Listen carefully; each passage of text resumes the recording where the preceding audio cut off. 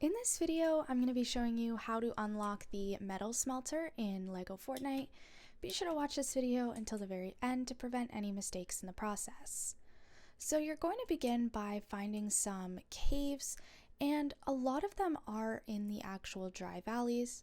So what you're going to need to do is you're going to need to go into multiple caves and find something called bright core. Now, what bright core looks like is kind of like a yellowy stone.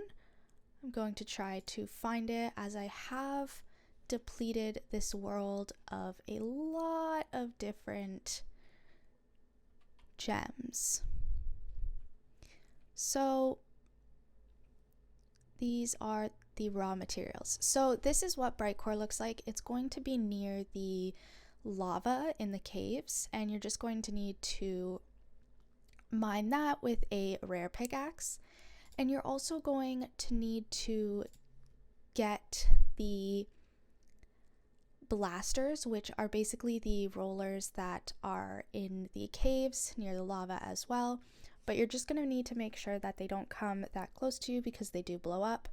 And once they blow up, you will be able to get the items that they give out. And once you get back to your base, you'll be able to unlock the metal smelter.